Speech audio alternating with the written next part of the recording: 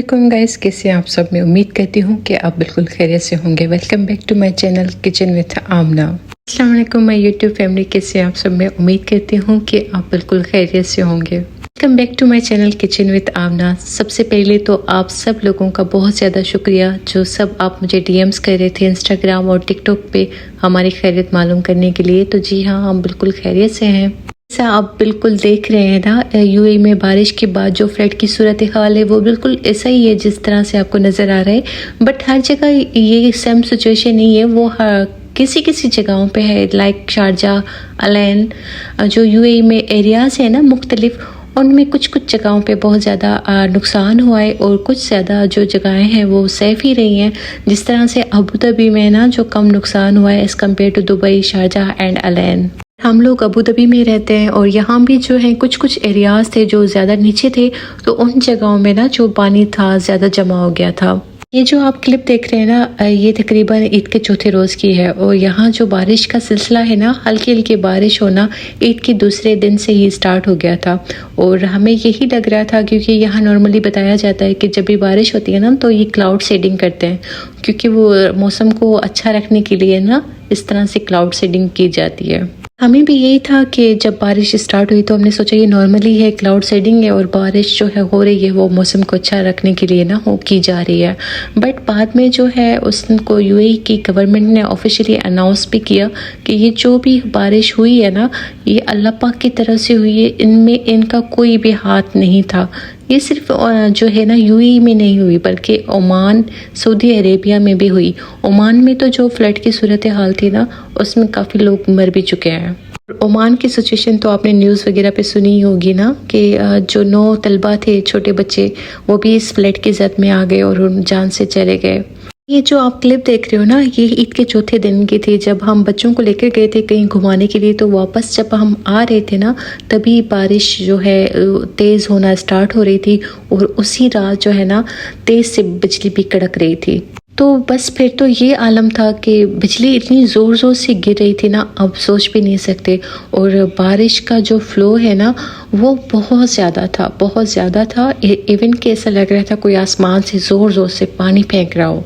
इस जो रात के बाद सुबह आती है ना, ये हमने सुबह नहीं देखी। जो सुबह का टाइम था वो भी रात ही की तरह था क्योंकि बारिश इतनी ज़्यादा हो रही थी और बिल्कुल बादल जो है ना छतों के ऊपर इस तरह से लग रहा था कि आ गए हैं।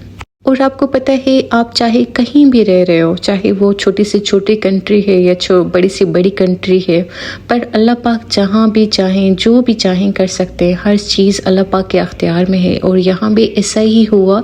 लोग कह रहे थे कि हमने अपनी पूरी लाइफ में यहाँ पर जो है ना ऐसी बारिश नहीं देखी जो अभी हम देख रहे हैं। बारिश को गुजरे 2 दिन हो चुके हैं बट अभी तक जो सिचुएशन है ना काफ़ी एरियाज़ में सेम ही है। उनकी बिल्डिंग्स में इतना पानी आ चुका है कि उनकी जो है लाइट कट की गई है ताकि किसी को इलेक्ट्रिक शॉक ना लगे। और इवन उनके पास पीने को पानी भी नहीं है। वो बहुत थोड़े परेशान हैं लोग जिनके जो है ना घर वगैरह में डैमेज हुआ है, जिनकी व्हीकल्स वगैरह पानी में फंसी हुई हैं, अभी तक उन्हें निकाला नहीं गया। बट यहाँ जो रेस्क्यू है बहुत ज़्यादा ज़बरदस्त है। वो दिन रात मेहनत कर रहे हैं अपने जो है ना कंट्री को उसी हालात में लाने की जो फ्लड से पहले थे। क्योंकि आपको पता है कि यूएई जो है ना one of the best powerful country है और यहाँ का इवन एयरपोर्ट भी है ना वो भी फ्लड में आ गया था। काफ़ी फ़्लाइट्स डिले हो गई, काफ़ी लोग जो हैं एयरपोर्ट पर फंसे हुए हैं। बहुत क्रिटिकल यहाँ समझे सिचुएशन आ गई थी। बट ये जो भी था अल्लाह पाक की तरफ से था, तो हम सबको ये तो फेस करना ही था। सिर्फ हम पाकिस्तान को ब्लेम करते हैं जब भी फ्लड वगैरह आता है।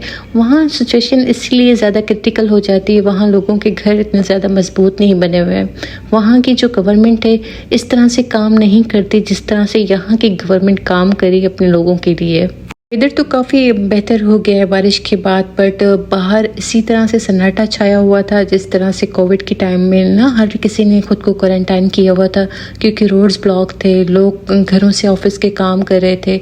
बच्चों के जो है स्कूल बंद हो चुके हैं, वो भी ऑनलाइन क्लासेस ही ले रहे हैं क्योंकि बाहर जो है सिचुएशन हर जगह पानी है। आप ऑफिस नहीं जा सकते, आपके बच्चे स्कूल नहीं जा सकते। हमारी जो बिल्डिंग है ये न्यू ही बनी है। जब हम यहाँ पर शिफ्ट हुए थे ना, ये उसी वक्त बिल्डिंग्स भी कंप्लीट हुई थी बन के। और जो हम यहाँ रेंट पर आए थे, पहले हम ही रहे थे इस घर में, इससे पहले कोई नहीं रहा था इन घरों में। तो ये इस नए हैं, तो इसी वजह से यहाँ पर जो है डैमेज थोड़ा कम हुआ है एज़ कम्पेयर टू अदर। अच्छा, इस मरतबा हम भी एक बड़ी मुसीबत से बच गए, चाहे शायद वो हमारी कोई अच्छी नेकी थी या कोई ऐसा सदका था जो अल्लाह की राह में हमारा कबूल हो गया। क्या हुआ था, सिचुएशन ये बनी थी कि हम एक दिन पहले लेने गए थे सरदार के लिए उसकी ड्राफ्टिंग स्कूटी। तो उन लोगों ने कहा कि आप लोग कल आ जाना, हम इसको एडजस्ट करके ना सही तरह से आपको दे देंगे। फिर वो बच्चा था, उसके माइंड में यही था कि जो है ना मुझे अपनी स्कूटी चलानी है। और हमें भी इतना जो है ना पता नहीं था बाहर की सूरत हाल का, क्योंकि उसी दिन जो है मेरे हस्बैंड भी घर ही से काम कर रहे थे। तो जब बारिश बंद हुई है ना, हम गए उसको लेके ना, वो रो रहा था कि मुझे स्कूटर चाहिए अपना। जब हम बाहर निकले, हमारे दिमाग में यही था कि भी बारिश रुक गई है और पानी जो है ना इतना नहीं होगा, नॉर्मल होगा। बट जब हम बाहर गए तो हमारी गाड़ी जो है ना विंडो तक उसके पानी आने लगा, बाहर इतना ज़्यादा पानी जमा हो गया था। फिर तो हस्बैंड भी बहुत ज़्यादा परेशान हो गए और वो मेरी सिचुएशन भी जो है ना, दिमाग में अजीब से ख्याल आ रहे थे कि अभी पता नहीं क्या होगा, बच्चों के साथ हैं हम, यहाँ पर गाड़ी ना रुक जाए, फिर हमारे साथ क्या होगा। जो 10 मिनट है ना अंदर पानी के, हम जब रुके हैं वहाँ पर, तो मुझे यही दिमाग में बातें आ रही थी। बाद में तो जो लोग पूरी पूरी रात गाड़ियों में अपनी उन्होंने गुजारा है पानी की वजह से, किस तरह से उन्होंने गुजारा होगा। जाहिर सी बात है उनके साथ बच्चे भी होंगे, तो वो कितनी सिचुएशन क्रिटिकल होगी। हमें बनाने लगी थी चिकन मशरूम पफ पेस्ट्रीज। तो चले मैं आपको इंग्रेडिएंट्स शेयर करती हूँ कि मैंने इसमें क्या क्या ऐड किया है। चिकन पफ पेस्ट्रीज बनाने के लिए मैंने इसमें ऐड किया था 1 अदद मीडियम साइज़ का, मैंने ऑनियन को चॉप कर लिया था। वाइट एंड ऑनियन जो है ना मैंने इसमें ऐड किया था।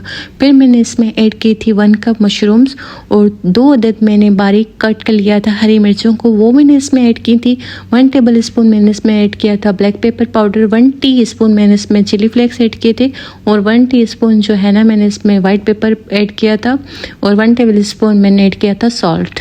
इसके अंदर जो मैंने चिकन ऐड किया था वो मैंने ऐड किया था एक जो है ना तकरीबन मैंने ले लिया था चिकन ब्रेस्ट पीस, उसको मैंने बॉईल करके सिंपली श्रेड कर लिया था।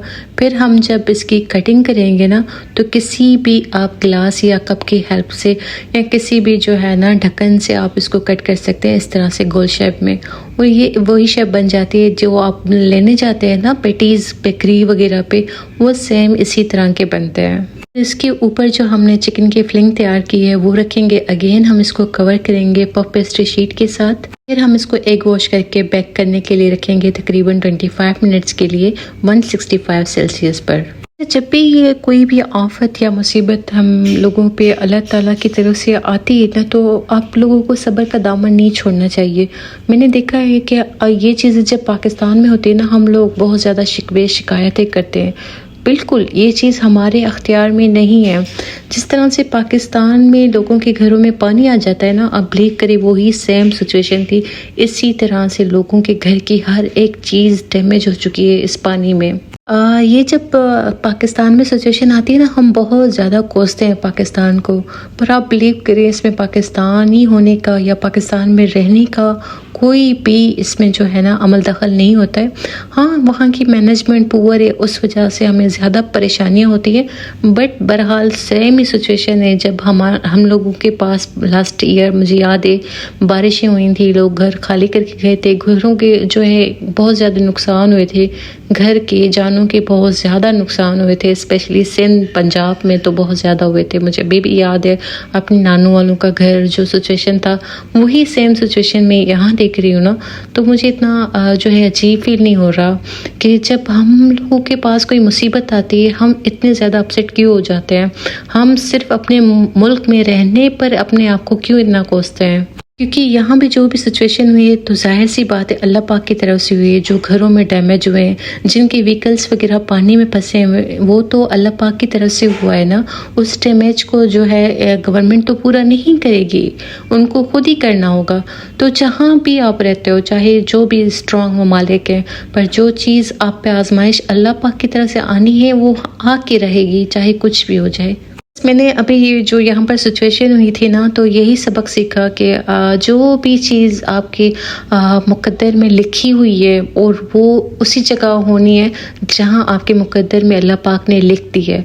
बस आपको अपना सब्र का दामन नहीं छोड़ना और अल्लाह पाक से बिल्कुल नाउम्मीद नहीं होना। बस इंसान को नाशुक्र नहीं होना चाहिए, अल्लाह पाक का हर पल हर वक्त जो है ना शुक्र अदा करते रहें और इसी से अल्लाह आपको और ज़्यादा नवाजता है। मैंने यही अपनी ज़िंदगी से सीखा है और अभी जो मेरे साथ सिचुएशन से हम लोग गुजरे हैं ना, तो मुझे यही अंदाज़ा हुआ कि किसी भी मुल्क किसी भी कंट्री का इसमें कसूर नहीं होता। ये मुक़द्दर की चीज़ें लिखी होती हैं, जब जो चीज़ आनी होती है वो आके रहती है। यहाँ पर घर में कुछ मौजूद थी मेरे पास सब्जियाँ और फ्रूट्स, तो मैंने सोचा मैं एक ड्रिंक तैयार करती हूँ जो कि बड़ों और बच्चों के लिए बहुत ज़्यादा मुफीद है। अच्छा, चुकंदर के फ़ायदे तो आप सबको पहले ही पता है और आपके साथ मैंने पहले भी एक वीडियो शेयर की थी जूस बनाने की ना, तो उसमें आपको मैंने पहले भी बताया था कि किस तरह आप चुकंदर किससे फ़ायदे हासिल कर सकते हैं। एक तो आपकी बॉडी में ये जो कोलेस्ट्रॉल की लेवल को कम करता है, ये आपका न्यू जो है ब्लड बनाने में हेल्प करता है। जिन लोगों को सुस्ती होती है, जो थकावट ज़्यादा फील करते हैं, क्योंकि ये वो सिम्टम्स होते हैं जब आपके ब्लड कम होने लगती है ना, तभी आपको ज़्यादा सुस्ती फील होती है और थकावट। तो ये क्या है, आपके हेल्प करता है न्यू ब्लड बनाने में। ड्यूरिंग प्रेगनेंसी काफ़ी मोस्टली लोगों को जो है ना खून की कमी का सामना करना पड़ता है, तो स्पेशली आप जब प्रेग्नेंट होते हो तो इसका ज़रूर इंटेक करें। वैसे तो ये बहुत फ़ायदेमंद है, बट इसको जो इंटेक करना होता है ना वो थोड़ा मुश्किल लगता है, क्योंकि हर किसी को इसका फ्लेवर जो है पसंद नहीं आता। तो आप इसको इजीली किस तरह से एंजॉय कर सकते हैं, इस तरह से इसका जूस बना के ना आप इसको इजीली इंटेक कर सकते हैं, आपको कोई मुश्किल नहीं होगी। बस हाँ, थोड़ी सी मेहनत करनी पड़ेगी, जब ये आप जूस बनाएंगे तो थोड़ा ज़्यादा आपको काम करना पड़ेगा, बट अपनी सेहत के लिए तो आप इतना कर ही सकते हैं। जो भी आप लोग फ्लड वगैरह के मुताबिक बातें सुन रहे हैं, तो आई होप आप सबको क्लियर हो गया होगा कि यहाँ क्या सिचुएशन है और लोग आपको कंफ्यूज अभी और ज़्यादा नहीं कर पाएंगे। आई होप आज की वीडियो आपको ज़रूर पसंद आई होगी। अगर वीडियो पसंद आई हो तो लाइक कमेंट ज़रूर कीजिएगा, और अगर आप मेरे चैनल पर न्यू हैं तो do subscribe and press the bell icon for more videos. Thank you for watching my videos. हैं नेक्स्ट रेसिपी नेक्स्ट व्लॉग के साथ, तब तक अपना ख्याल रखिएगा। अल्लाह हाफ़िज़।